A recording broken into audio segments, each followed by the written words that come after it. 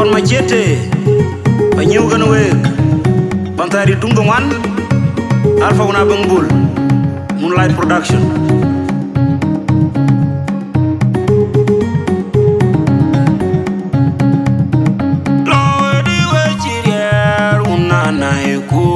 Anong ko elate you kono bun ko and I we are apology go nye chino dai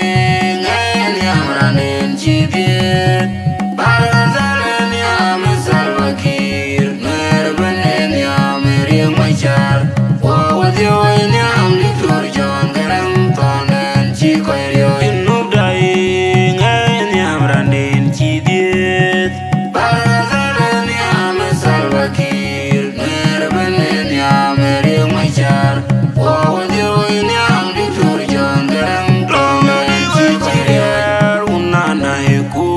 Anong ko elate you kono bun ko and I we apology go nye chino dai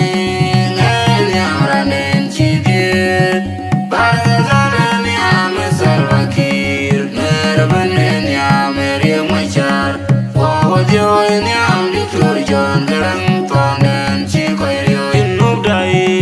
ngai amranen chidie barazalen ya mesalvakir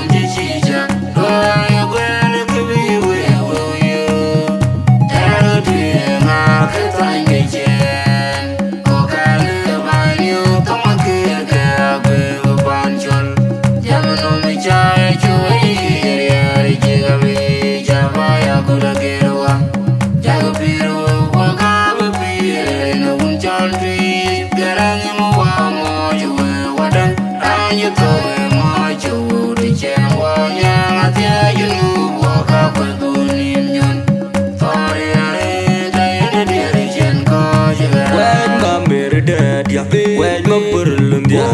Wait on the log at a jen Wait my burlum dia Wait on the log Wait my mere dead Yoga die my burlum dia Wait on the log Wait my burlum dia Wait on the log Wait my mere dead Yoga die my burlum dia Wait on the log Wait my burlum dia Wait on the log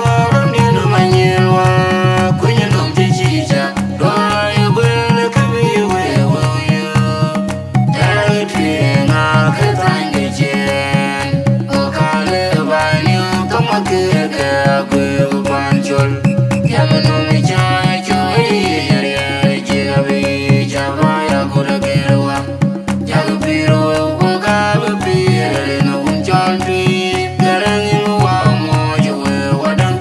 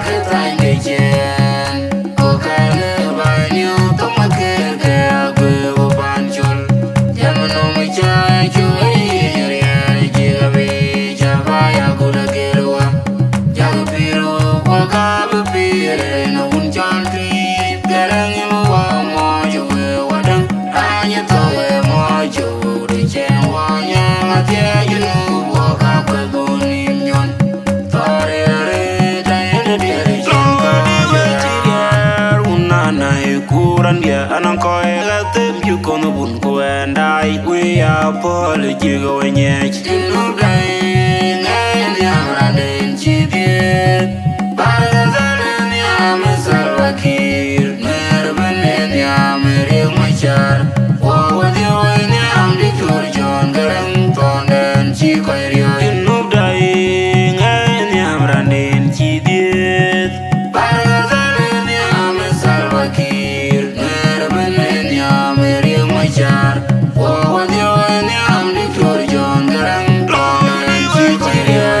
Unana hikuran ya anang koy gatim yukono bun kuendai we apole jigo wenyech Jinu dai ngayon yamranin chidit Bargazalin yam Salvakir Merbenin yam Riek Machar Wawadyawan yam Diktur John Garang Tonden Chikoy Rio Jinu dai ngayon yamranin chidit Bargazalin yam Salvakir Merbenin yam Riek Machar Wawadyawan yam Diktur John Garang Tonden Chikoy Rio